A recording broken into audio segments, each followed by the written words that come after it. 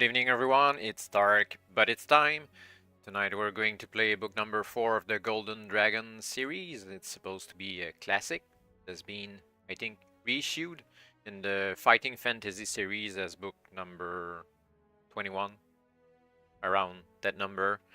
So it's a kind of classic that we're going to play tonight. I'm not sure if the Fighting Fantasy edition is way different than the original one, the Golden Dragon series, but maybe we'll find out later. For now, it's going to be the original one, the Golden Dragon series. Before we begin, some Lone Wolf news. Actually, there's been 2 newsletters that's been sent to those that are subscribed to the Magnamon of Home Guard Press newsletter. The first news is the shipping of books 11 and 12 of the Lone Wolf series in hardcover forms.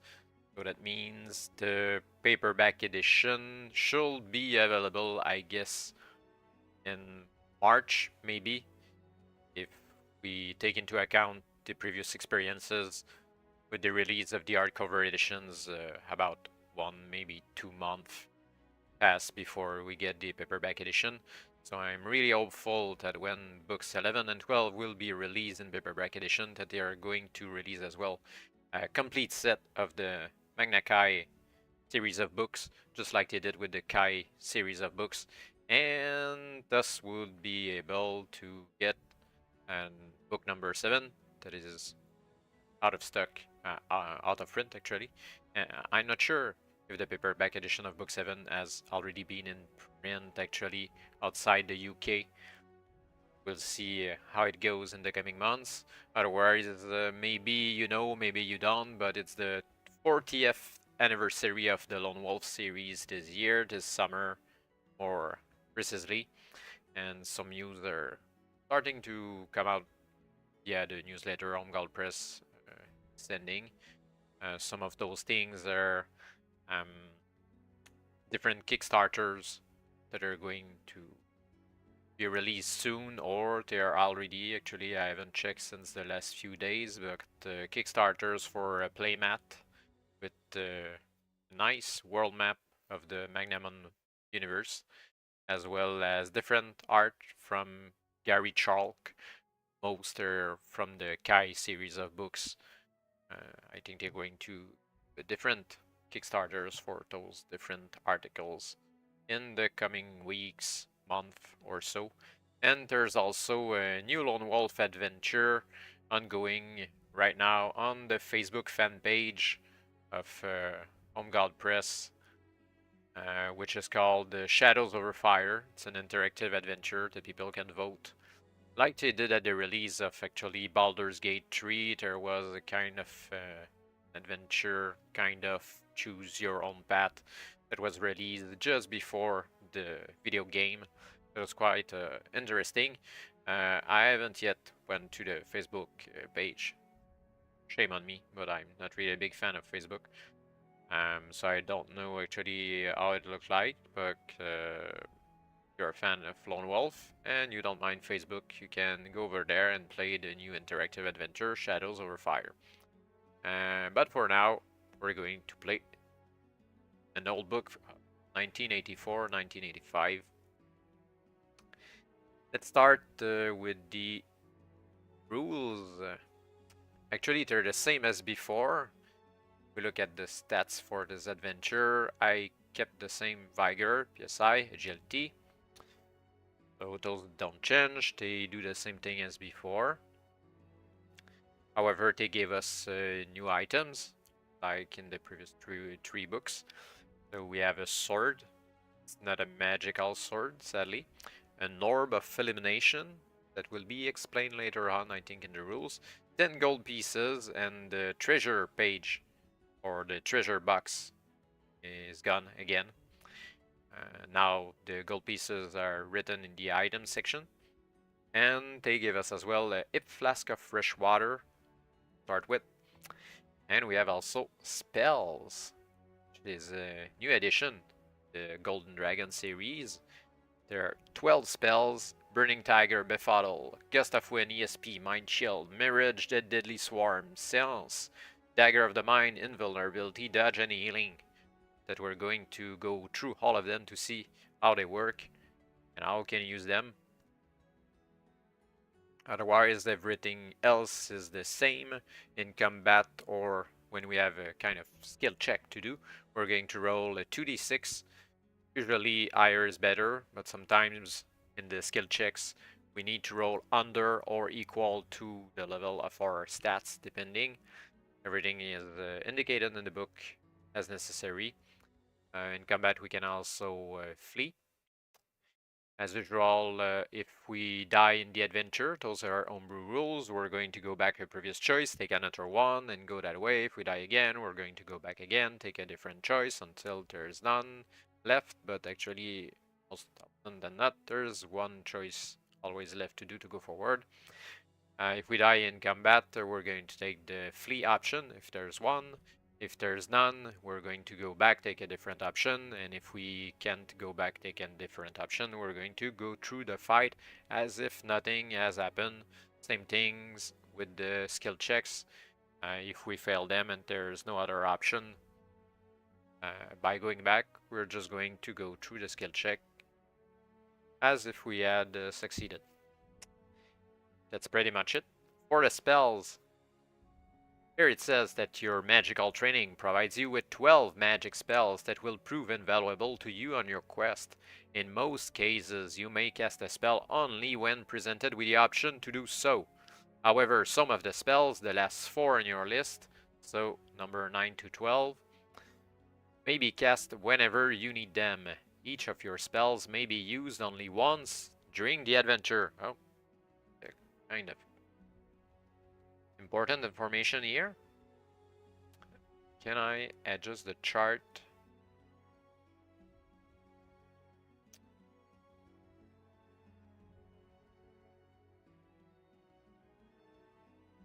Or what I could do is simply erase the number in front of the spell. That will be easier when it's used. So when you cast a spell, you must remember to cross it off the list. Well, remove the number in front on your character sheet so that you do not inadvertently try to use it again. So here the list of the spell and what they do. Burning Tiger, your most powerful combat-oriented spell. This will summon a creature of living flame to the battle for you. It will also perform other services, but these reluctantly because it prefers to fight. The Burning Tiger will remain in existence for only a short time. Long enough to defeat most opponents, however, and will then return to its own world. Befuddle, the spell has the effect of confusing a creature. It may wander off, drop an item, forget to fight you, etc. Befuddle must be used wisely, as it only affects creatures which are fairly dim-witted in the first place. Can't cast that on the BBG at the end. Gust of Wind, not the most powerful spell at your disposal, but one which can prove a lifesaver if used at the right moment. Same thing as in D&D actually, if you have Gust of Wind. It's a clutch spell that you can use at the right moment, but otherwise quite a useless spell. It creates a momentary and very powerful gale blowing away from you in any direction you wish. ESP spell number 4. This detects the presence of thoughts within a range of about 10 meters. It lasts for only a few moments, but is generally long enough for you to tell whether the thoughts are those of humans, goblins, or whatever. Animals do not register on this spell.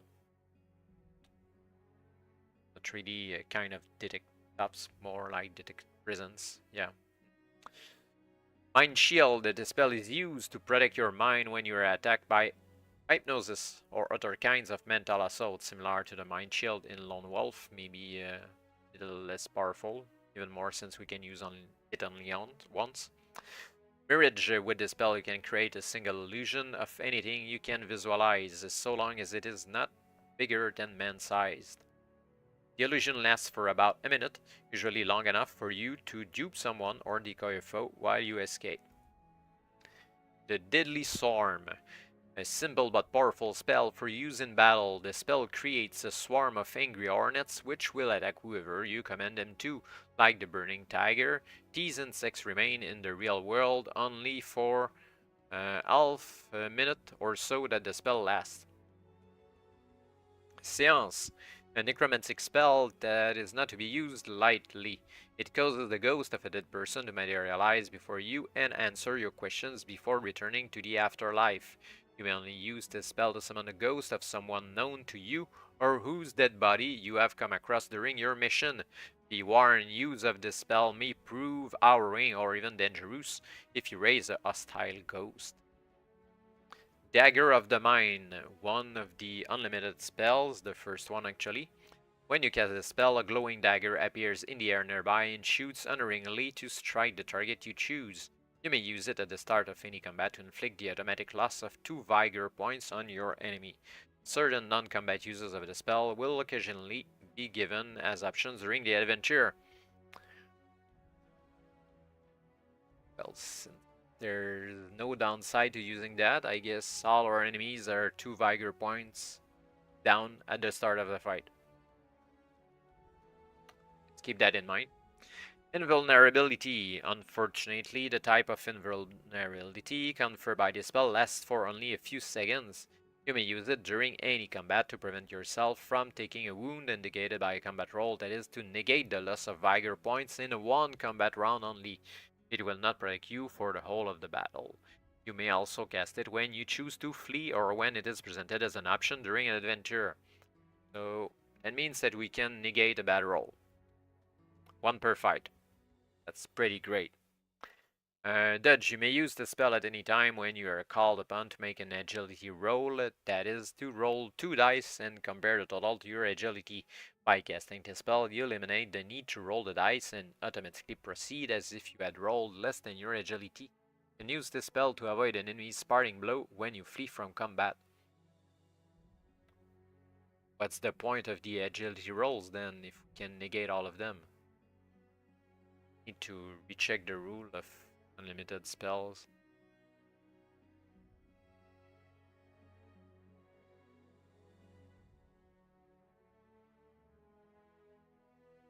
Most cases, you may cast a spell and you present an option. However, some of the spell that's okay. We can only use those 4 once as well. But we can use them whenever we want. Okay. That means that we can only use the Dagger of Mind once to reduce one enemy by 2 vigor points, which is kind of useless. Invulnerability, we can remove 1 really bad dice roll in combat once for the whole game. Dodge, we can skip 1 check once during the whole game. And healing, you may cast the spell at any time except when you are in combat. It will restore your vigor score by 15 points. But remember that your vigor can never exceed its normal score, so it is wasteful to use your healing spell before you have lost at least 15 vigor points. Which means like we have 44 vigor points, kind of. These then are your spells. Bear in mind that you can cast each of them only once during the adventure. Knowing the right time to use a particular spell is what distinguishes a master magician from an ignorant apprentice. Let's see if it will be the first or the latest one. This is also the first book that we get a map. However, I didn't print it out from somewhere on the internet because the only one available is the one from the book, and it's kind of really low resolution. It seems like it was printed on an old IBM printer with needles, and like it took 2 hours to print out in black and white. So that's why I didn't print it out. It was way too low resolution and of bad quality to put on the stream. We'll live without it. It was the map of the city of Talos, where we're going to go. Or, yeah, yeah, the city of Talos, Talos and the surroundings, which is supposed to be our destination in this book. So that's it for the rules, the new spells, and everything. Let's start then with the background. A little longer than, not really, actually shorter than the background of book number 3. You're seated at one end of a long oak table in the Academy of the Light of Truth, a renowned college in the city of Acton. Around you sit the High Council of the Academy. In the shallow candlelight, their somber robes make a striking contrast to the rich azure and gold of your own wizardry regalia. You had intended only to spend a few quiet days in Acton, but the messenger who brought the High Council's invitation to you at your inn hinted that he might have an interesting mission to offer you. You arrived here a few hours ago to find yourself guest of honor at a superb dinner. Conversation throughout the meal has been urbane and witty, but it has not escaped your notice that they have been subtly quizzing you on your magical abilities. Now that the table has been cleared, you sit back with a goblet of wine in your hand and look around at the wise old faces. Rest assured, gentlemen, you say to them, I am indeed an accomplished warrior mage of the Elder Realm, as you have heard. They glance at one another, and Master Cotullio, a thin man with piercing eyes, leans forward to speak for all of them. As you have perceived, our reason for inviting you here was not solely for the sake of your company. Allow me to say that we are indeed honored to have you as our guest, but I must disclose that we originally acted from an ulterior motive, though wholly honest. We would like you to undertake a mission for us. You savor the wine for a moment. You have shown me such hospitality, you answer suavely, that I feel almost obliged to accept. What are the details? Perhaps you know of Telios, continues Cotullio. 1,000 years ago it was a mighty city. The wealth and happiness of its inhabitants made them the envy of the civilized world. Then, disaster. Legends relate that the people of Talios angered their wrathful gods, or that demons from the sea worked deviltry against them. Whatever the reason, Talios was racked by tidal waves. Not Atlantis. Telios was racked by tidal waves and earthquakes which lasted for days and weeks. Those citizens who were not killed at once gathered their belongings and evacuated the city. Were doomed too. Telios, and with it the land for many leagues all around, began to sink into the sea.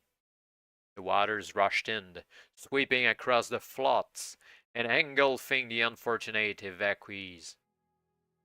Today, Telios is a haunted ruin on the seaward edge of the great tidal flats. At low tide, it is surrounded by a desolate wind-swept wilderness. When the sea comes in, the ruins are completely cut off from the mainland by water. Telios itself lies on higher ground, but much of the city is nonetheless submerged at high tide. It is not an hospitable place. I should venture to agree with you. Say, why is it of interest? Recently, the Academy sent a small archaeological expedition to the ruins. It consisted of only Master Scholar Giru, his assistant, and few guards such as we normally employ when exploring remote areas. Yesterday, the assistant returned with astounding news. Master Giru has unearthed the Eye of the Dragon. You almost let go of your goblet. The Eye of the Dragon is a magical artifact of overwhelming power, mentioned in several ancient texts. You had believed it to be only a fable. Master Giru has examined the artifact in situ, Cotullio goes on. He reports that there are a host of magical traps and wards protecting the casket which contains it. His opinion is that, if the eye is to be brought back here, we must engage the services of an experienced sorcerer. Yourself. Master Cotullio talks on, explaining that the ship will take you the few days' journey along the coast to the tidal flats, that Giru will meet you at the ruins and take you to the Eye. He hands you a sketch map of the ruins. You take it, only half listening. Your thoughts are ablaze with excitement. You will be the first mortal in 10 centuries to gaze upon the legendary Eye of the Dragon. You accept at once. In fact, you tell the High Council, It'll be pleasant for a change to take on a mission that doesn't involve a hint of danger. Now turn to section number 1 of book number 4, the Golden Dragon series, The Eye of the Dragon.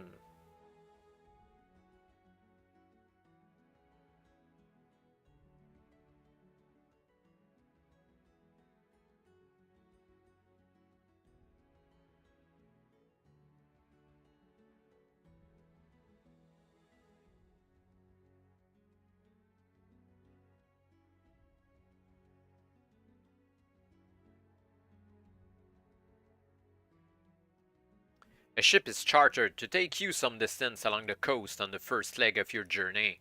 Your adventure thus begins pleasantly enough. You have nothing to do but bask in the midday sun, out on the quarter-deck, and watch the crew scurrying about as their gruff captain shouts his orders.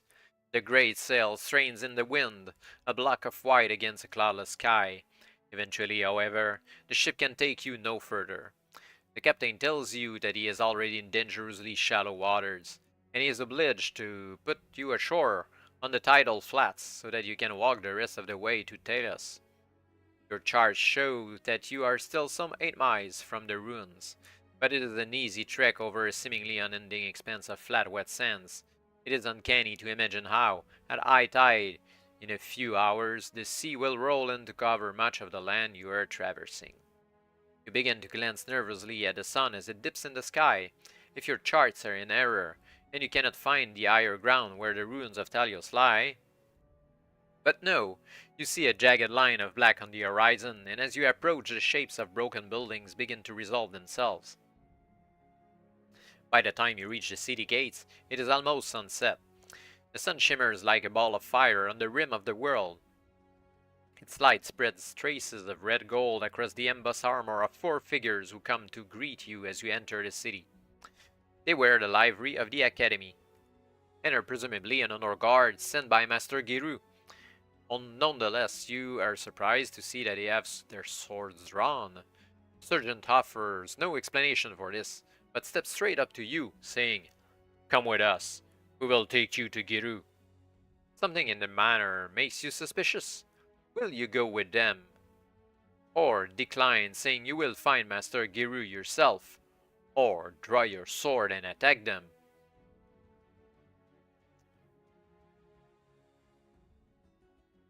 Kinds of start quite heavy.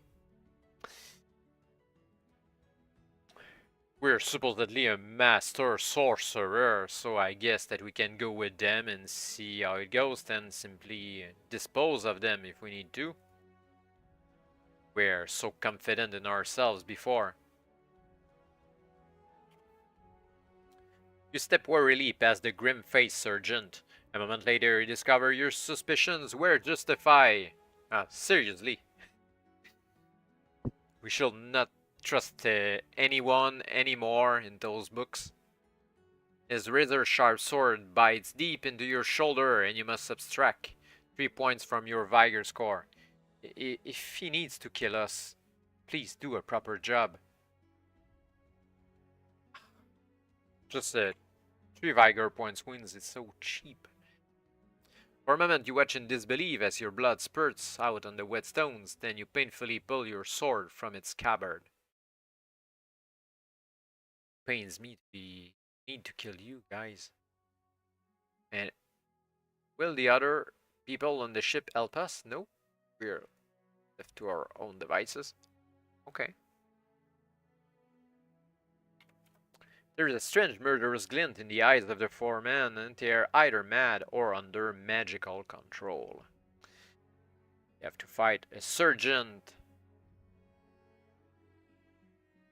Vigor 12. First warrior, Vigor 9. Second warrior, Vigor 9. And third warrior, Vigor 9. I think it's the hardest fight we've seen so far in that series.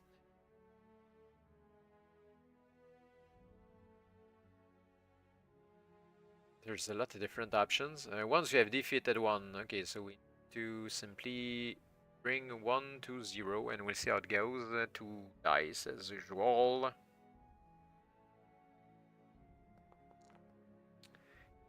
A really bad start. You are hit 3 times, lose 9 Vigor points. Seriously.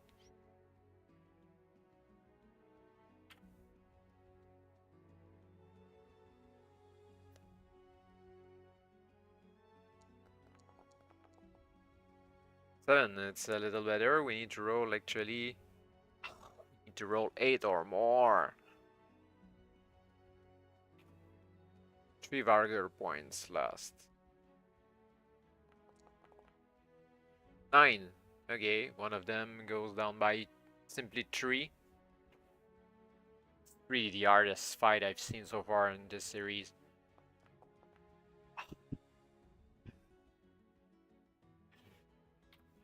It's crazy. Oh, we're dead. Third paragraph of the game. Hardest fight I've ever seen in the Golden Dragon series. And we're dead already. Can't heal myself because we can't heal during a combat. Dagger of Mine is useless. Invulnerability, yeah, we could use that here.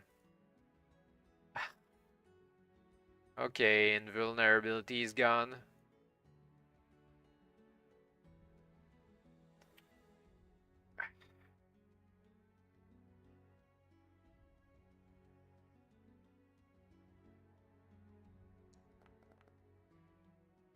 Five. That's 6 Vigor. Anyway, we're dead. Dagger of Mine is useless. We don't have invulnerability anymore. Dodge is useless. Healing can be used in combat.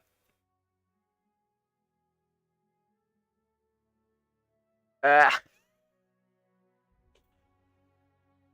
What were the options? Previous section. What were the options of the first damn paragraph of the game?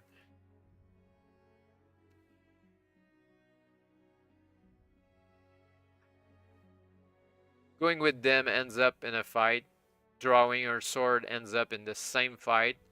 So we are forced to decline and say that we'll find Master Giru ourselves.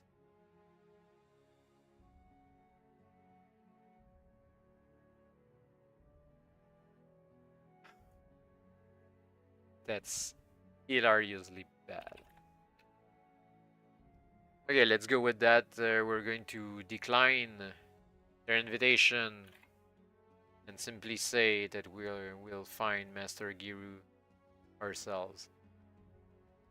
Maybe we'll be able to read more than 3 sentences before dying. The warriors stayed blankly back at you as though they do not understand.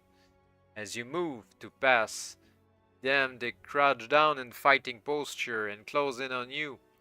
Your hands on your sword hilt, and the black blade leaps from its scabbard with a metallic whisper.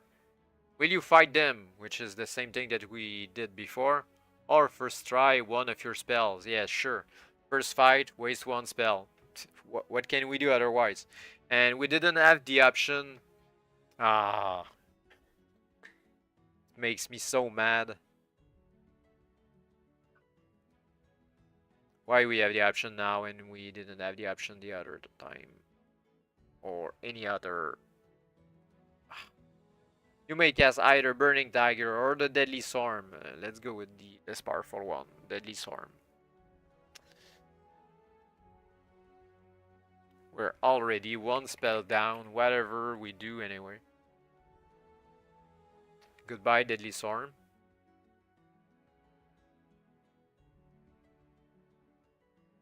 You weave your spell with arcane words and ritual gestures, and suddenly the air is alive with an angry droning as hundreds of large hornets appear from nowhere.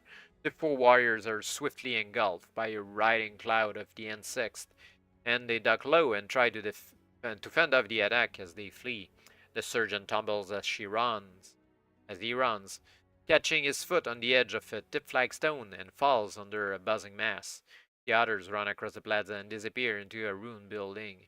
Strangely, it is only now that they begin to scream. You dispel the hornets, but it is too late to save the sergeant. He is already fatally stung. His swollen lips move feebly, as though he is trying to tell you something.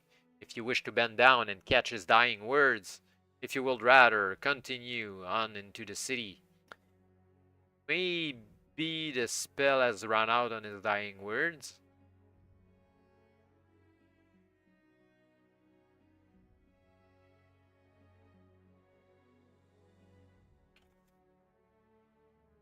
The surgeon's fingers close spasmodically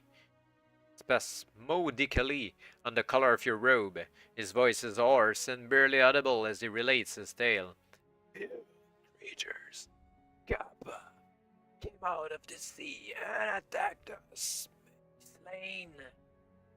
Master Giru set up camp in the old consul's palace southwest of here. The Kappa patrols are scouring the city. We were sent to escort you to Master Giru. But the Kappa spotted us, and one of them used hypnosis. With the last of his strength, the surgeon pulls you closer. Don't let them get the eye. He gasps, and then the life goes from him, and he falls back. You cover his body with his cloak as you ponder his last words. You have heard of the Kappa, a earthless, eerie race who dwell in undersea fortresses.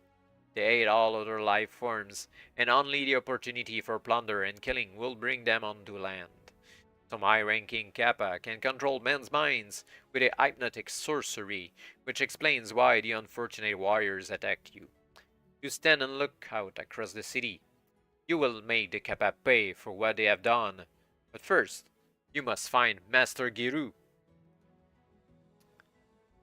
We're already on the road of revenge as well. It's kind of a recurrent theme here. You move hastily across the plaza. The ancient flagstones are cracked and broken and slimy with algae, and there are numerous shallow pools of water where the ground has subsided. Sunset is no more than a crimson blaze in the western sky. The lengthening shadows are turning to night. Soon the moon will be up, bringing with it, of course, the tides. At high tide, many of the streets will lie underwater, making your passage through Telios much more difficult. You must hope to find Master Giru within a few hours. You stop and shrink back into the darkness beside a fallen column as you catch sight of a tall figure in the distance. It is very thin, vaguely man-like, but with many jointed limbs, which posture jerkily as it moves. In the twilight you can see that its huge eyes are lambent white pearls, and its body is an open lattice work of coral. A Kappa. It is moving straight towards where you are hiding. Will you dodge through the gateway of the building next to you? Mark on your map as the Temple of Swords? Or will you wait for the Kappa to draw level with you, then attack it? Doesn't really look like Kappa from the old ancient Japanese folklore. But anyway, we're far from turtles. Or turtle-like creatures.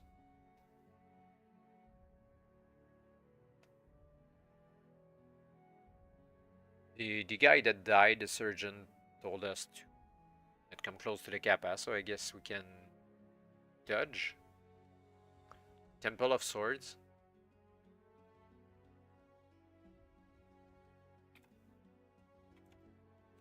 Pass through the gateway in the high wall into a courtyard. Bamboo grows thickly here above the level of your head, and you easily conceal yourself until the solitary Kappa has gone by. If you now wish to struggle through the overgrown courtyard towards the main building, or you will rather go back out onto the deserted plaza. I'm not sure it's a really good idea to move the overgrown. Maybe they're plant enemies, stuff like that. Go to the deserted plaza.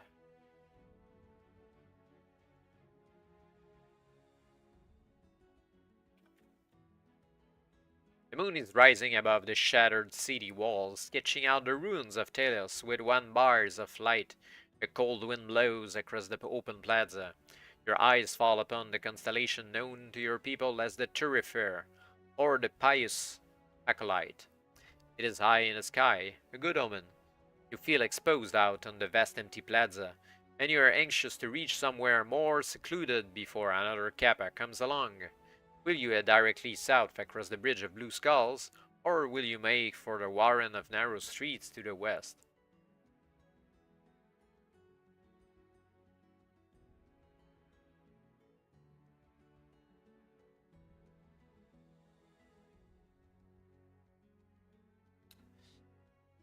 Let's run around without any direction whatsoever.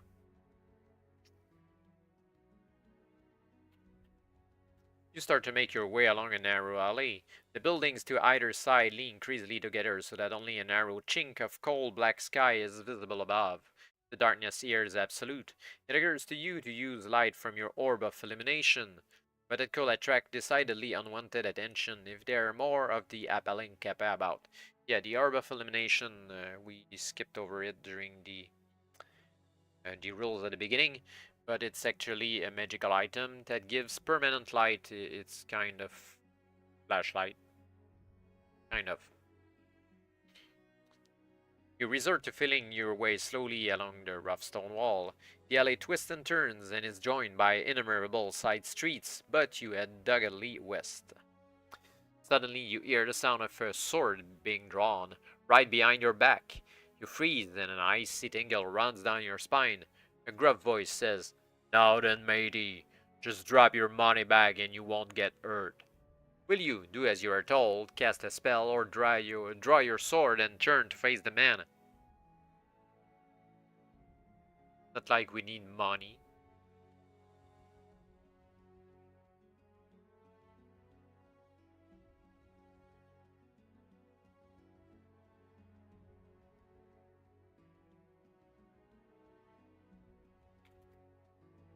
A short, unpleasant laugh cuts through the night as you drop all your gold pieces.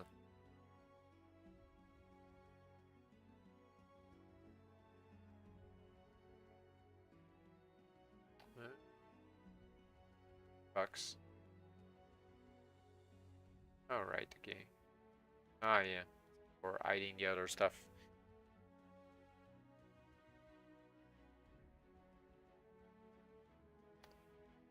Oh, 0 gold pieces. Those were useless anyway. "Be off with you," snaps the shrill voice of another unseen waylayer. With at least 2 armed aliens behind you, you have no choice but to comply. You hasten along to the far end of the alleyway without looking back. We're such a powerful sorcerer. And I thought that Astrador in World of Lone Wolf was kind of a weak wizard. Well, we've hit the bottom of the barrel here. You hasten along to the far end of the alleyway without looking back. Suddenly there's a rush of air past your cheek, and a Mina bird flies by, chortling. Realizing you have been fooled, you turn around, but decide it is too dark in the alley to search for your money. You decide to continue. Oh, damn.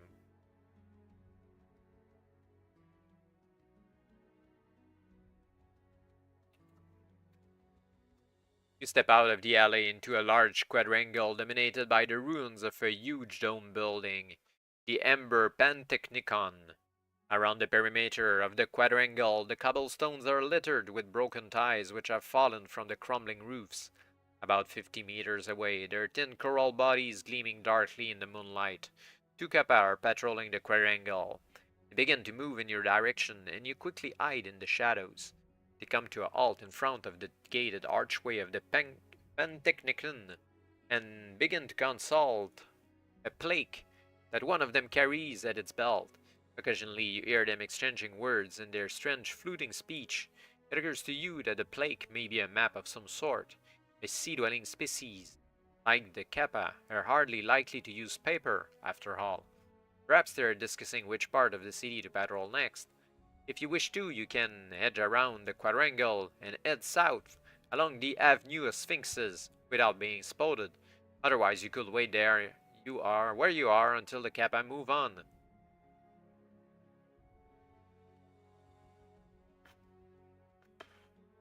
Well, Avenue of Sphinxes, I guess.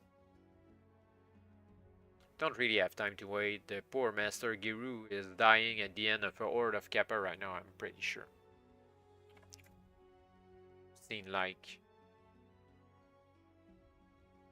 three of them so far. You stand at the end of the Avenue of Sphinxes. The night is cold and you can smell salt spray on the breeze.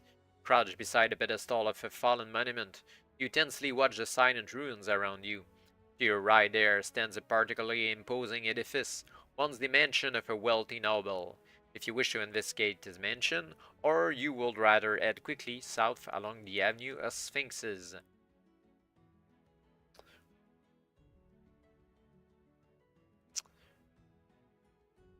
You can take a quick look in the mansion. Find a breach in the high wall that encloses the mansion grounds. Scrambling over the chunks of weathered rubble, you enter a weed-choked garden. The long grass sways eerily, tinted in a natural swart hue by the cold moonlight. You tread across a marshy lawn towards the mansion. Beside the crooked portico, like a grim and implacable sentinel, stands the bronze statue of a muscular warrior. It is pitted and eaten by centuries of corrosion. The face stares out, pock-marked and blind, as you draw near. You look past the statue into the gaping black doorway of the mansion. A tangle of vines overhangs it like a giant cobweb. You need no sorcery to sense the danger here. Wish to enter the mansion? Or wish to investigate the statue more closely at first? Or you will rather leave and head along the Avenue of Sphinxes? Not sure. Looking at statue is never a good idea in this series.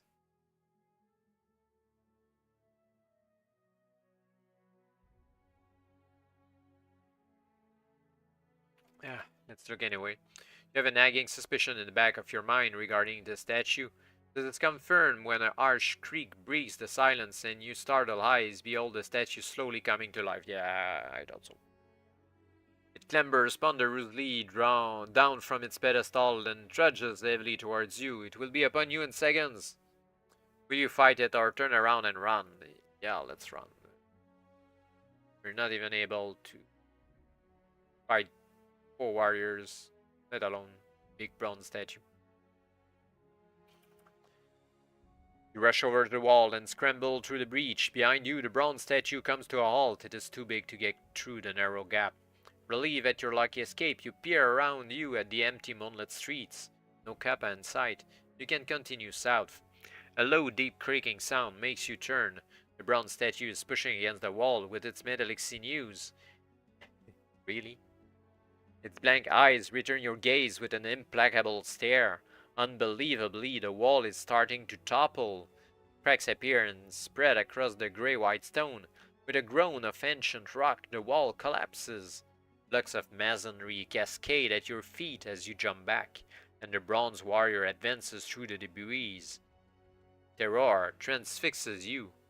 Your only hope is the burning tiger spell. Seriously, they want us to waste another spell? You have not used this yet. Now is the time to cast it. If you use the spell earlier, yeah, we're obligated.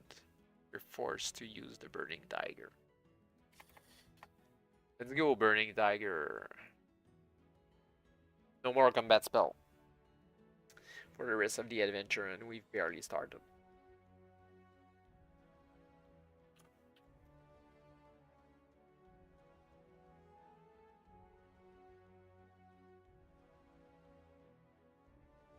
It is the first time you have even seen the savage tiger of flame reluctant to tackle a foe. Nonetheless, it slinks forward and leaps upon the statue as you command. The fiery claws have some effect on the bronze body of the statue, but not enough, and you quickly see that the tiger is bound to lose this battle. And it's a wasted spell. You hurry south along the Avenue of Sphinxes. I guess he bought us time to escape. So we've just unleashed a big, mean bronze statue that is going to walk around the place and kill everyone inside. Maybe the Kappa as well. Let's see. You push your way south against a gale that throws sharp needles of icy rain into your face. To either side, a line of cavern sphinxes face one another across the avenue. Their marble bodies are palely luminous in the watery moonlight. Their chiseled faces seem grim and brooding. The raindrops could almost be tears on those stone cheeks. You begin to imagine what they must have stared down on through the ages. What secrets will pass their lips if they could talk? But you have no time for such idle fancies now. You hurry on without stopping.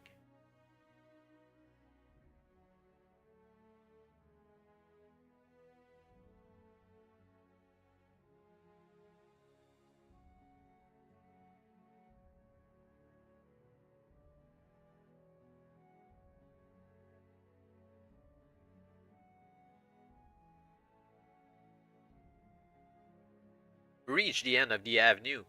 Wide broken steps descend majestically to a plaza, which is almost completely submerged. Shattered columns protrude from the shimmering moonlit surface.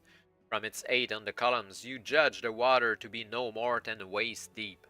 You are about to go down the steps when a party of Kappa come into view, waiting across the plaza. You can hear their voices on the wind, like the notes of a reed flute. Heart pounding, you hurry away from the top of the steps. A hollow wail pierces the night and tells you that you were seen. More patrols will be converging on this area, and you must get off the streets quickly. Not far to your left is the huge gaping archway that gives access to the arena. It is not an especially inviting prospect, but at least it is preferable to staying in the open to face the spears of 100 Kappa soldiers. With the rain in your face, you sprint towards the arena.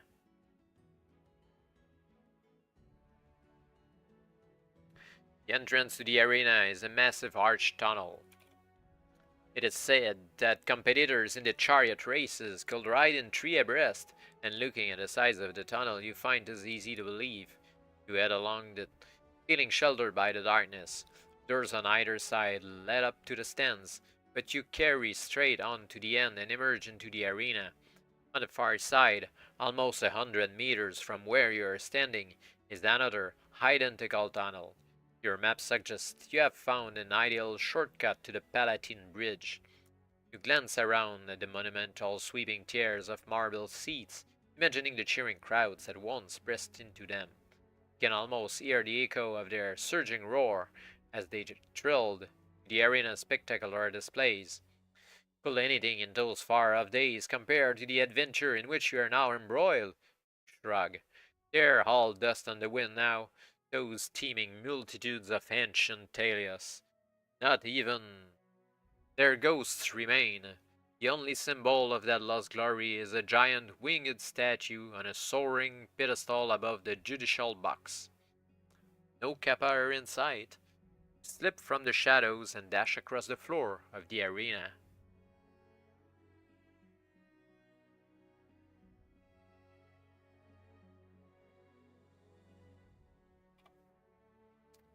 Do you have a small ivory arena ticket? Nope.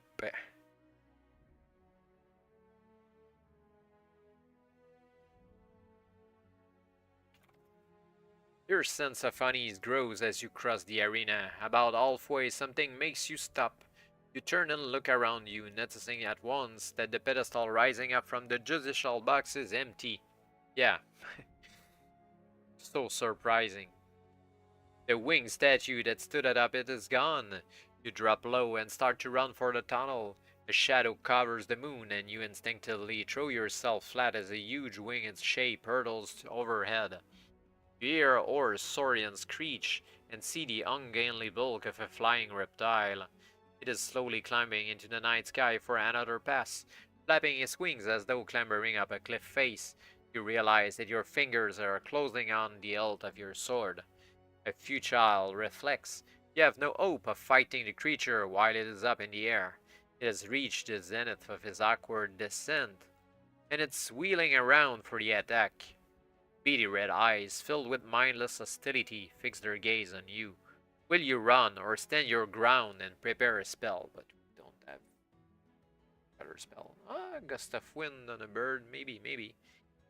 Depending on what spells the book. Ah. Will you cast your befuddle spell, your gust of wind spell, or your mirage spell? I would go with the gust of wind because it's a flying creature.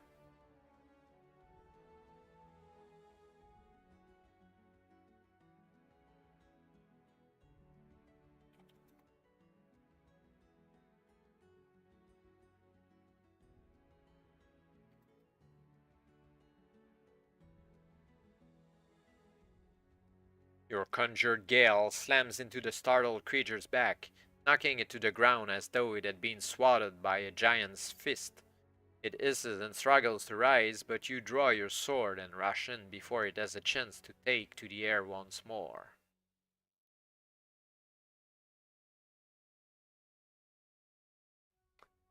The leathery monster cannot maneuver on the ground, but its panic drives it into a frenzied bloodlust, and it fights you with all the savagery of a primitive beast at bay. A flying reptile, Vigor 12. It's really not hard compared to the first fight of the night.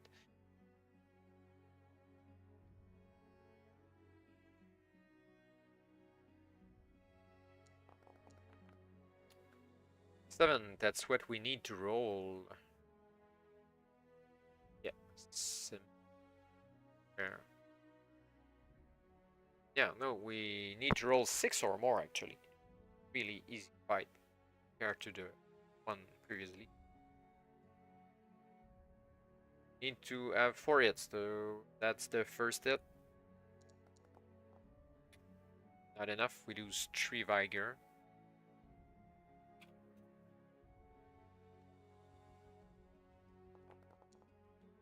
Second hit. Third hit. And it's dead.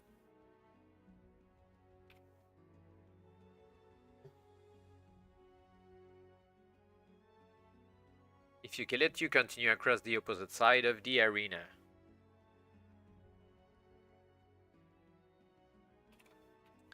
You glance again at your map. You have only to go along a narrow cobble passage between 2 buildings and you should be at the Palatine Bridge.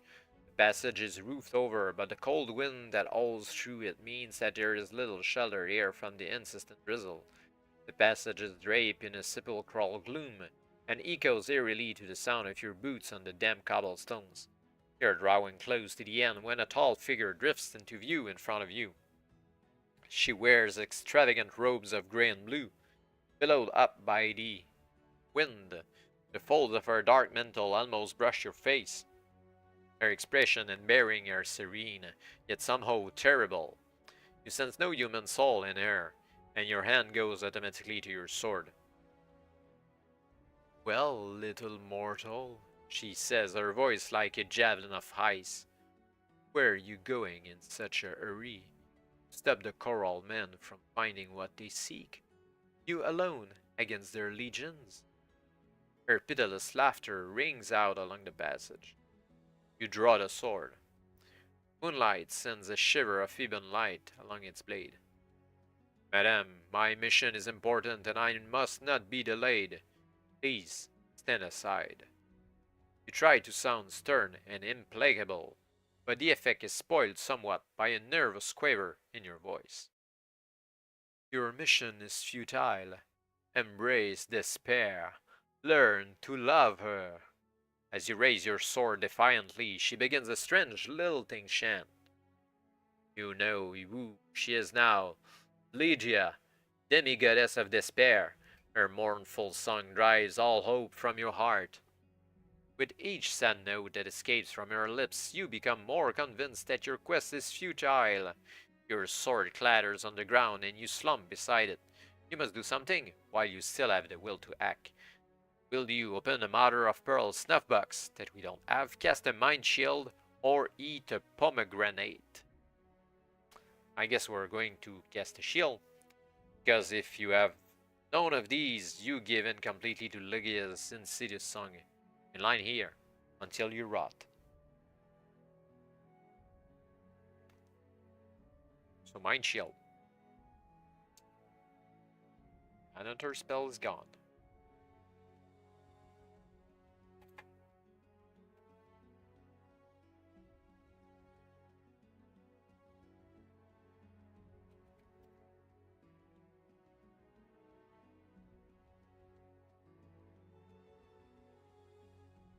You can still hear Lygia's eldritch song, but you are protected from it now by the spell.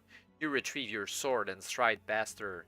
She sweeps regally away and begins to fade, returning to her own dismal realm. Her last words stay to vex you. Foolish mortal, I brought you truth.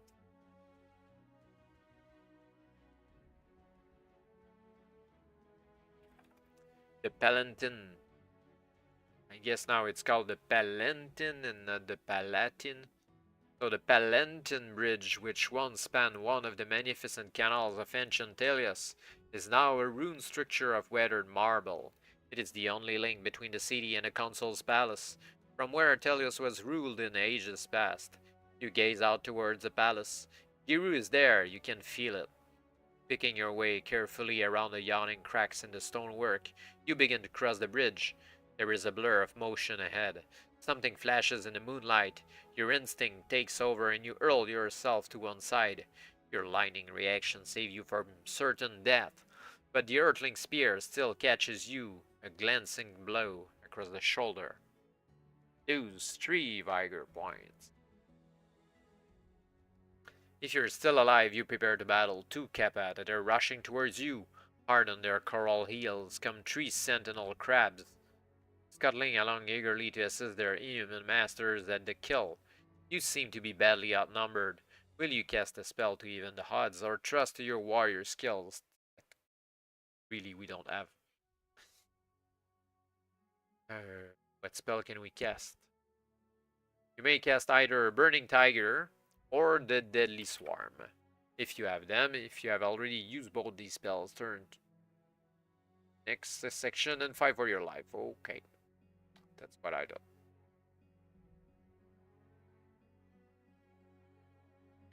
The Kappa order the sentinel crabs back. They want the pleasure of slaying you themselves. First Kappa, Vigor 12. Second Kappa, Vigor 12. We need to roll 8 or more like the first fight of the night. But it's a little bit less deadly if we're it.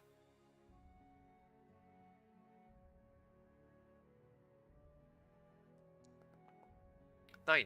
That's a good beginning. So one of them is Earth. We need to have 4 it. Because we need to continue the fight after we kill 1. So first hit. Not enough. 3 vigor lost.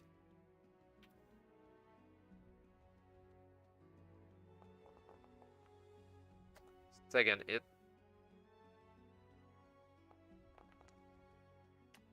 Third hit.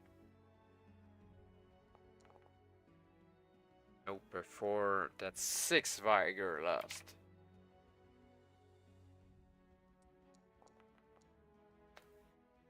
Three vigor lost again.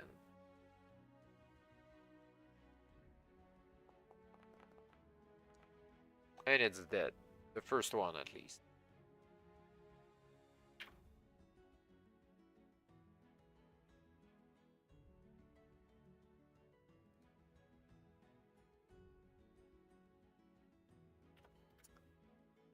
The other Kappa screams as it presses the attack. It is an unearthly and desolate sound.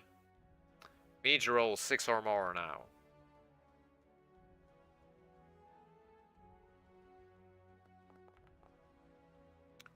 Just enough. First hit. Use a tree here again.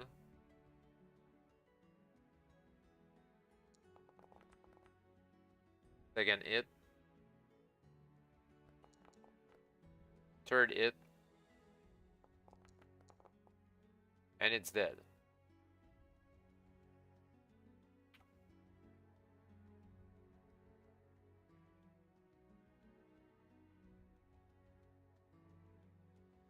You have dealt with their sadistic masters, but you still have the sentinel crabs to contend with. Their eyes wave eerily on stalks as they watch you clacking their giant pincers together impatiently. As they cluster in towards you, you step back and then suddenly run towards them, leaping so that you land on the back of the nearest one. The other two sweep their claws at your ankles, but the crab on which you are standing, already confused by the weight on its back, assumes they are attacking it. Enraged, it turns on the other two. You make an easy escape, chuckling to yourself at the thought of how simple it was to confound the stupid creatures once their Kappa antlers were out of the way. You reach the end of the bridge. And I think might be a good idea to heal ourselves here.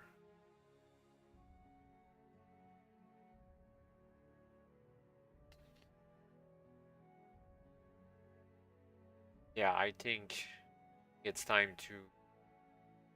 We're not in the middle of exploring rooms or in a place that we can find treasure around the corner, I guess.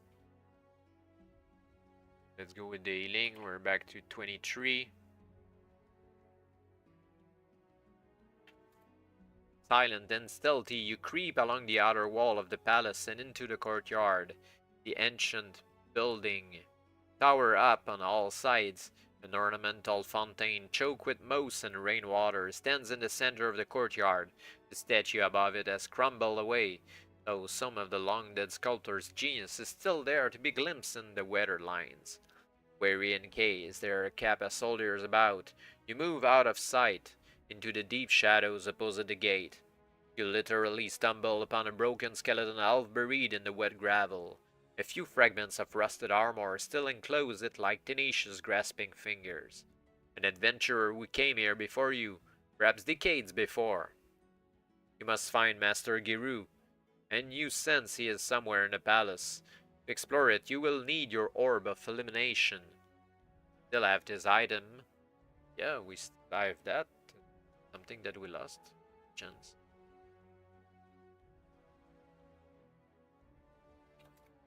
The task of searching for Giru through the labyrinth of halls and corridors within the palace will not be easy. Like all the nobles of your race, you have a limited sixth sense. This may guide you, but it is neither precise nor reliable. Now is the time to use your Science spell, if you still have it.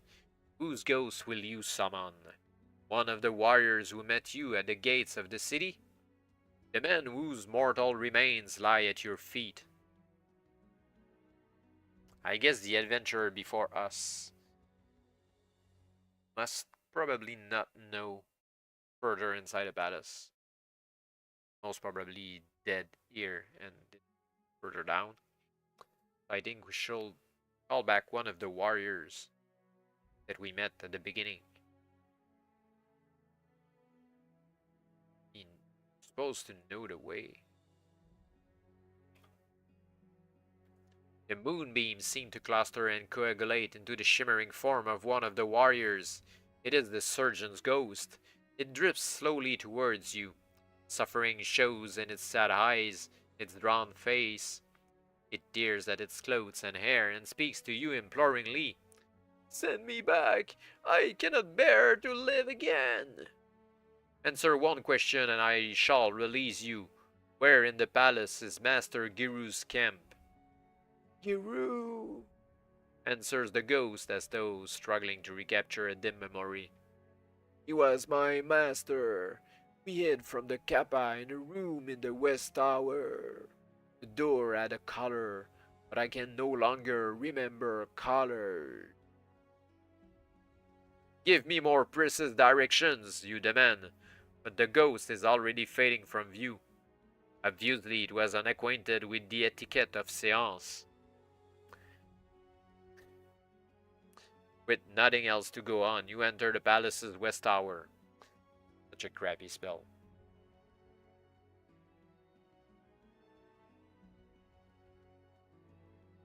Well, goodbye, séance.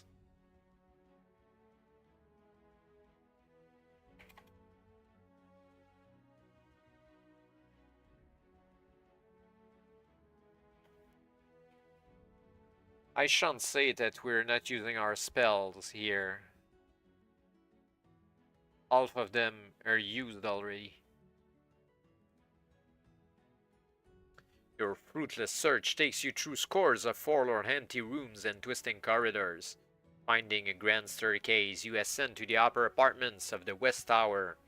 A startling sight awaits you, a disembodied yellow hand which is floating towards you through the air.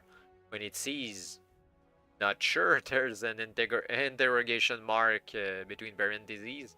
When it maybe sees you, it splays its fingers in mime surprise, and then begins to drift away along the passage, beckoning to you to follow. It leads you through a series of echoing corridors and hallways and up several flights of stairs before finally coming to a halt in front of a sturdy bronze door. An impatient jerk of its thumb indicates that it wants you to go through. You wish to open the door, or if you rather use an ESP spell first to find out what is on the other side.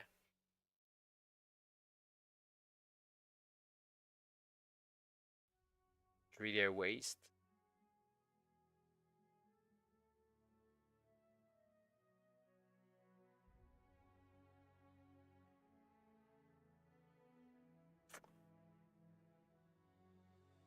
Kind of thinking it might be a waste here.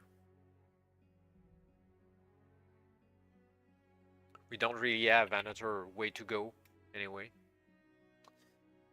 So the door opens, and with an elegant gesture, the end motions you to step inside. You enter a room lit by a single lantern. 2 guards wearing the livery of the academy flank the door. Turn to face you, hands flying to their swords. But the third man in the room waves them away. He is in his 60s and wears the austere robes of the academy. He has a heavy build that suggests he may have been a fighter in his youth, but he has the kindly eyes of a scholar.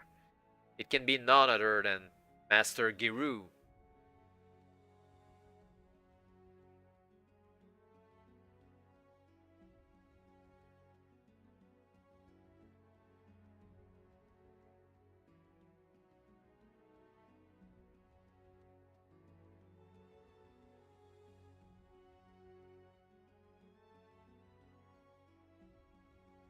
Tien smugly points you out to Giru, then flits over to him and shrinks until it is small enough to enter a ring on his finger. He snaps the clasp of the ring shut to seal it in. "Welcome," says Giru, taking you by the hand. "We feared the Kappa had got you." He sees you staring at his ring. "Ah, you are bewildered by the scout I sent looking for you. That was Sinistrum. He's a genie, or rather the last bit of one. The rest of him was destroyed in a magical duel 6 centuries ago, but I found the hand in a jar I dug up on one of my archaeological expeditions. He is a good servant for simple tasks, though he will spitefully misinterpret any complex or important command. Still, come and sit down. You look as though you've been through hell to get here." You gratefully take a swig from the brandy flask he pushes you into your hand. "Did you meet up with the 4 men I sent to bring you here?" Continues. The look in your eyes gives him his answer, and he hangs his head sadly. The guards' faces are dark and grim. "Tomorrow there will be time for mourning," you tell them. "Our immediate priority is to escape from the ruins with the eye." Giru surprises you by telling you that he does not have the eye here.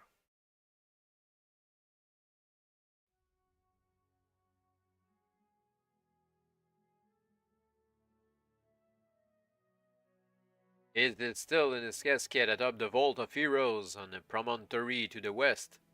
I consider it dangerous to move even the unopened casket before you got here. You jump to your feet. "What are we sitting around here for then?" you cry. "We must get to the eye quickly before the Kappa find it." Giru shakes his head and waves you back to your chair. Too late for that, I'm afraid. There's no quotation mark for the dialogue here. So, well, Giru talking. Too late for that, I'm afraid. They found it hours ago when they first came out of the ocean and surprised us. Still, that isn't as bad as it sounds. The last thing I did was to activate a force field device that I already set up around the eye as a safety measure. That force field will prevent the kappa from reaching the eye, and the device is not set to turn itself off until several hours after sunrise. We may as well get some sleep now. The kappa are accustomed to a dim, watery light, so dawn will give us at least one advantage over them. We are forced to admit that Giru's suggestions make sense. The four of you settle down as comfortably as you can in this Spartan room. Find, however, that sleep does not come easily.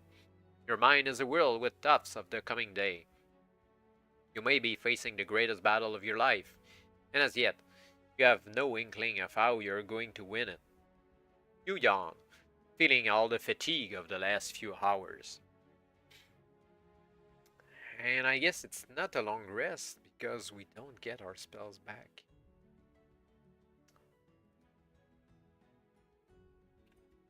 It is time to leave, says Master Giru, waking you. You have been asleep for several hours and a one. Grey pre-dawn light now filters into the room. We have a problem, he continues. The promontory on which the Vault of Heroes stands is completely cordoned off by a force of at least 50 kappa. I have just been up to the roof on the tower and seen them for myself. The only way we could reach the eye will be to fly across. You explain that none of your spells gives the power of flight, but you may have an item that will help. Yeah, in our beginning items. Not sure about that. You lay out all the items you have collected in the course of your adventure, or actually lost in the course of the adventure, and go over them one by one with the knowledgeable old scholar. Do you have a ship in a bottle and a sheet of strange fabric? Nope.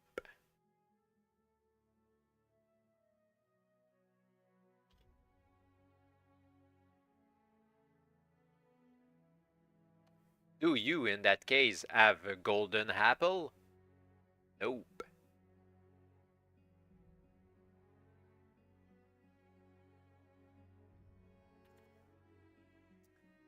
Giru places his hands on the table in a gesture of resignation. There is nothing here that we can use to reach the eye, he says sadly. The kappa will soon claim it and take it back, their undersea kingdom. We have failed. The four of you sit in silence, heads bowed dejectedly. In a few hours the kappa will have left Talios and you can return home safely. But it is small compensation for the fact that despite the many dangers you have faced and overcome, you have not been able to prevent the evil kappa from getting the eye of the dragon. Your mission ends in bitter failure.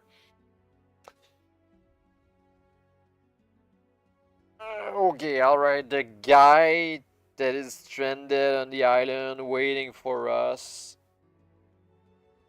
When we arrive and we tell him, alright, we're ready to go and save your Eye of the Dragon thing, simply just says, well, the only way we can go there is by flying.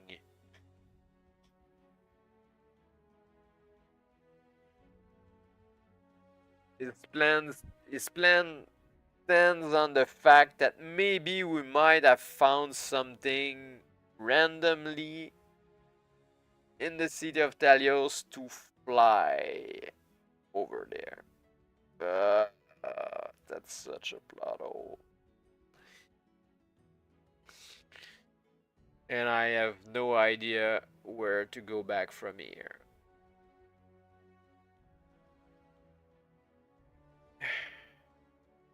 That's painful.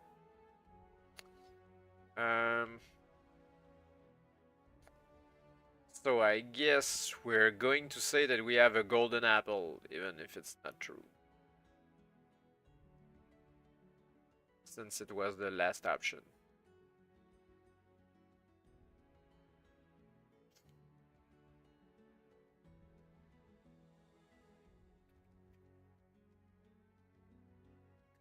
Why, this is a produce fruit, exclaims Giru. Noticing your blank look, he continues. Such fruits transform those who eat them for a short time. I believe the golden variety is exactly what we need. You quickly gather up your other items and then the four of you go up to the tower roof. Night is a blue-gray shadow retreating westwards, leaving the eastern sky a pale gold. The tide has gone out from the bay below, leaving a marshy tract of kelp and wet sand. Further west, you can see the promontory where the Vault of Heroes stands. The vault is a colossal pyramid of ochre stone. Kappa swarm around its base like ants. Giru hands you the apple and you bite into it. The magic takes effect at once. You begin to shrink. You can feel your bones twisting into new shapes, your muscles shifting under your skin, and feathers sprouting all over your body. There is a look of utter amazement in the faces of the two guards as they watch you change into a proud golden eagle. With a defiant screech, you launch yourself out on the winds and fly towards the Vault of Heroes. Dawn breaks and shafts of coral light glint on the spears of the Kappa soldiers. They see you approaching the vault. A wave of confusion passes through the massed throng. On the flat summit of the pyramid stand 3 Kappa warriors, and taller than the others, and of the chalky blue color ring, rather than the dull red of his fellows, the Kappa leader himself. He is holding his intricate hands above Giru's force field, pouring his mystical energy into it in an attempt to break through to the eye of the dragon. And he is succeeding. The force field is starting to shimmer and fade. There is no time to lose. You sweep down onto the summit of the vault and resume your human form. The 3 warriors step forward to prevent you from reaching their leader. They attack you one at a time.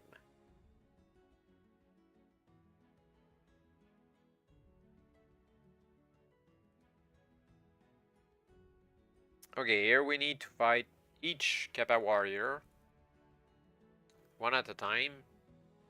And we need to defeat all 3 of them.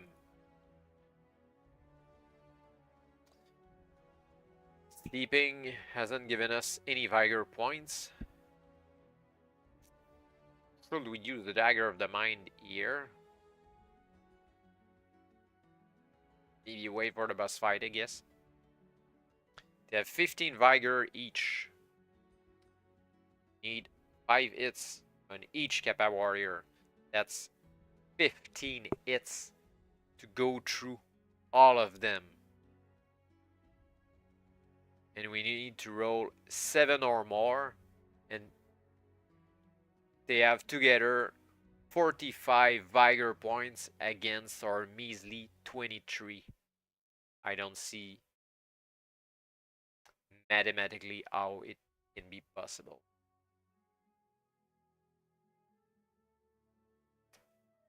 Just a question of lucky rolls. Lots of them. Let's go anyway. 6, that's not enough. How many hits can receive? 8, and we're dead. Okay. So we need to go 8 against 5, so it's 1 against us versus 0 on the enemy. 2 against us. 2 against 1. 3 against 1. 3, 2. 3 to 3. 4 against 3.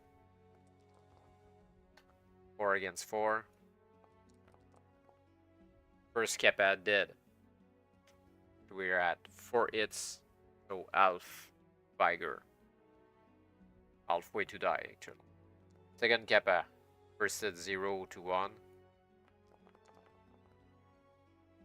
Not enough, 1 to 1. 2 against 1. So that's 6 actually against 1. 7. Next bad roll, we're dead. And dead. It's just mathematically possible to do.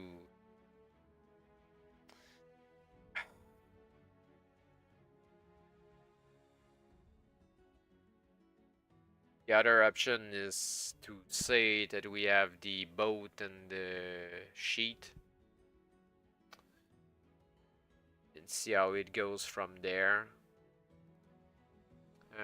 Golden apple, nope.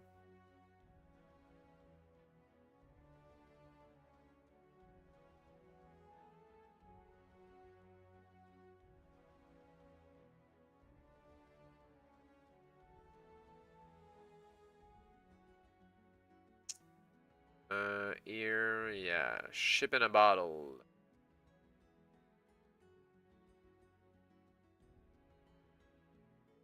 Go see what it does. Giru holds up the bottle. An interesting acquisition, he exclaims. From these symbols etched into the glass, I'd hazard a guess. You found it in the citadel of conundrums. Am I right? We can rig it with his sheet. For the first time you notice that the model boat has no sail. It seems rather small for that, you point out dryly. Giru contradicts you, saying, by no means, this ship is a magical item. Once the seal on the bottle is broken, it will grow to full size.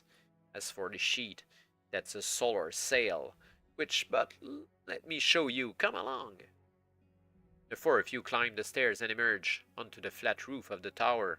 Night is just a blue-gray shadow retreating westwards, and the eastern sky is beginning to show a rim of pale gold.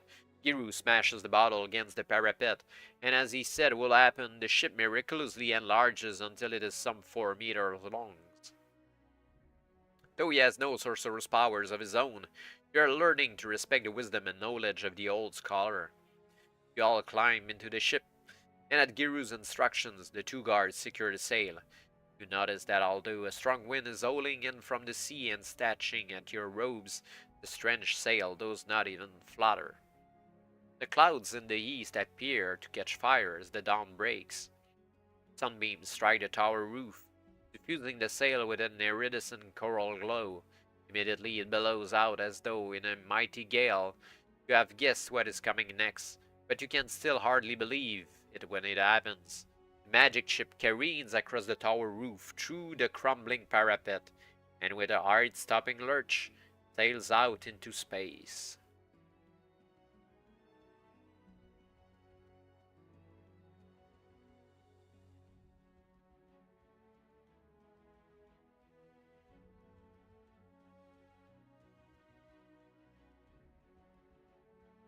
Stare down, awe-struck at the bay rushing far past below. Ahead lies a colossal pyramid of ochre stone, the vault of heroes, kept athrong its base like ants, and you can see the sunlight glinting on their serried spears. Help me steer this thing, calls Giru over the buffeting wind. You look around. The 2 guards are gripping the rail with white fingers and look decidedly sick, but old Giru seems to be enjoying himself tremendously. Do you know how to steer it? You ask him. No idea, but we'd better learn quickly, hadn't we? Lose no time in trimming the sail to bring your bearing directly onto the vault. Begin to drop lower in the sky, and you can now make out 4 shapes on the flat summit of the vault. 3 of them are just Kappa warriors, but the 4th, even taller than the others and robed in magnificent finery, is the Kappa leader himself. His angular fretwork hands are poised above Giru's force field, assailing it with crackling beams of pure mystic force. The force field I set up... Oh, another missing quote here. The force field I set up around the eye, breathed Giru in disbelief. He's actually breaking through it. Giru calls to the guards to reduce sail. They do so clumsily, causing the ship to start a rapid descent. The cap at the base of the pyramid see you now, and a floating whale goes up. We are dropping right towards the summit. It is too late to pull out of the dive. Cling to the mast and brace yourselves for a crash landing. The impact splinters the ship's timbers, but none of you is badly hurt. The two guards recover immediately and leap from the wreckage to attack the Kappa leader's 3 warriors. Even Giru pulls a mace from his belt and lays about him with gusto. It is left to you to deal with the Kappa leader. Might be an easier fight than against the 3 warriors that be from before.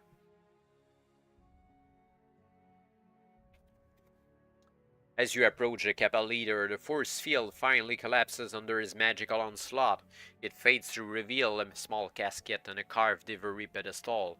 The effort of banishing Giru's force field has visibly weakened the Kappa leader. As he sways unsteadily, you leap forward and shoulder him aside. He falls, but as you reach for the casket, he catches hold of your robe and pulls you back towards him. His huge pearl eyes seem to glow for an instant, and then a terrible pain stabs through your head. You cover your ears, but you cannot block out the agonizing psionic attack. In a matter of moments, he will have enslaved you with his hypnosis. If you have a bottle of vinegar, nope. If you would rather rely on your mind shield spell, but we used it already. If you have neither of these, I guess we die.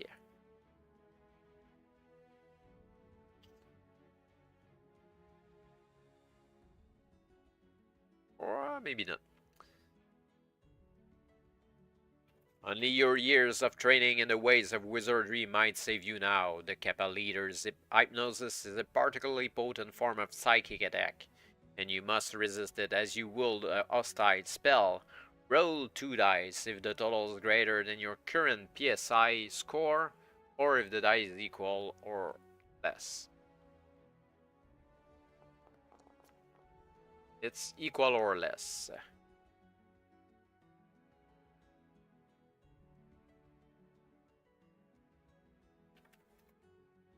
You summon up all your reserves of willpower and manage to shrug off the hypnotic thrall into which you were being drawn. The Kappa leader seems amazed at your ability to resist his psionic power.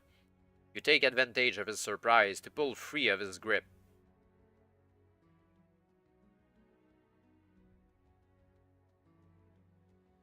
You reach out for the casket. It is of a dark, burnished metal that gleams fiercely in the dawn light. The asp is incised with a runic symbol. As soon as you touch this, the lid flies open and your face is bathed in the golden green light of the huge gemstone within. It is smooth and clear, as green as the sea, the eye of the dragon. You are holding your breath as your hand closes around it. Immediately you sense dozens of psychic frequencies radiating from it, entering your mind. All but one of the frequencies are magical traps. They will soon scramble your brain if you do not filter them out. The last frequency is the correct one, the frequency to which you must attune your mind in order to control the eye. Within seconds you have analyzed the frequencies and filtered out all but 3. One of these 3 will enable you to harness the power of the eye, while the other 2 will destroy you if you try to tune into them. Only a skilled sorcerer could have narrowed the field this much. Only a master sorcerer could make the final fateful decision. Which will you choose? Without any hint or tip whatsoever. The highest frequency, the intermediate frequency, or the lowest frequency. I'm wondering if there's an inkling of ideas hidden somewhere in the book.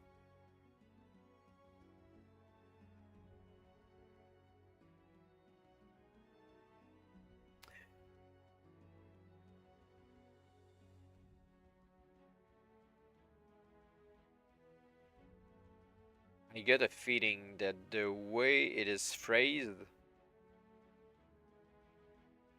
might need to tune to the intermediate.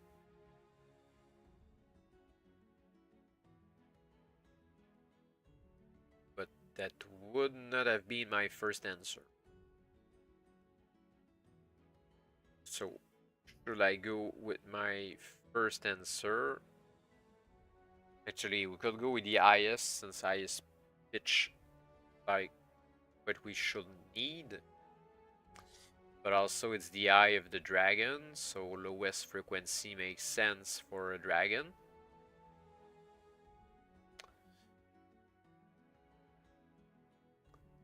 think what talks to me the most. I think dragon lowest frequency.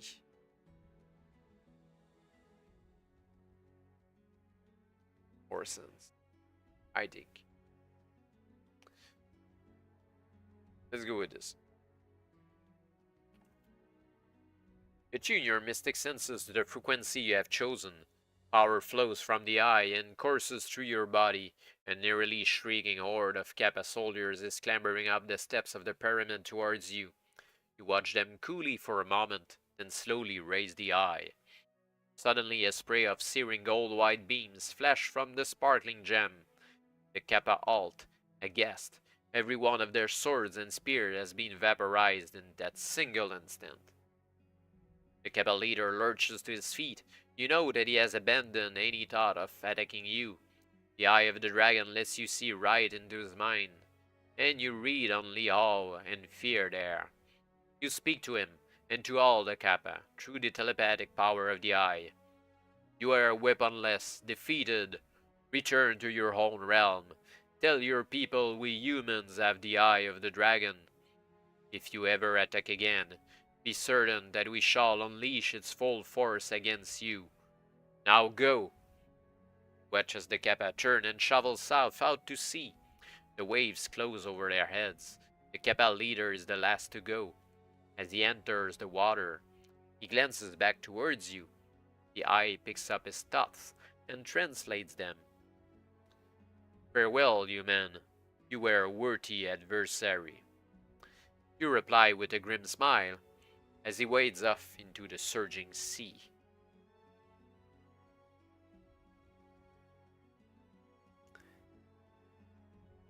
Using the astonishing power of the eye, it is a simple matter to teleport yourself, Giru and the two guards back to the academy.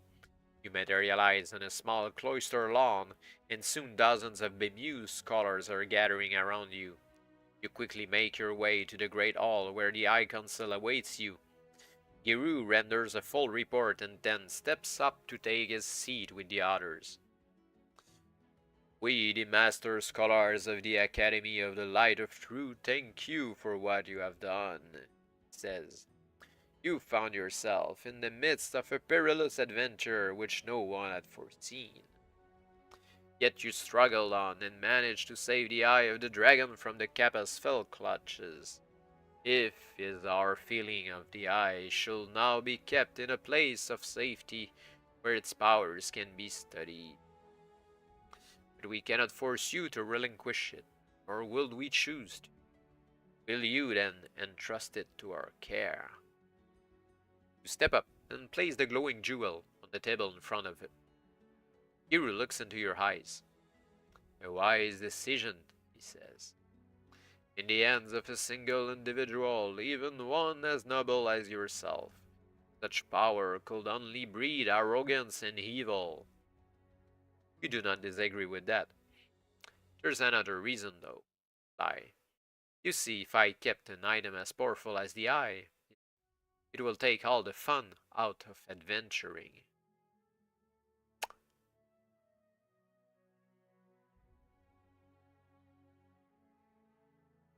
Yep.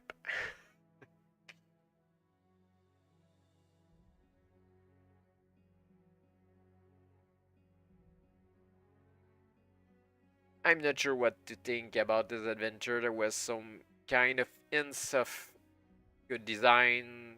New spells were awesome, but the usage in the book, not sure. They gave us the option to simply run forward, reach the goal, and then they tell us, well, you had to explore everything and fight everything, risk your life on every fight, and find the perfect thing that you need to reach the end, or sorry, just too bad, if you don't have the item, you can't win. Oh well, not sure about this. But anyway, there are only 2 books remaining in the Golden Dragon series. We'll see the next one, number 5, next week. quite soon. Looking around to find actually the title. Yeah, it's here. So, book number 5, the Golden Dragon series, next week. Same time, same channel, Curse of the Pharaoh.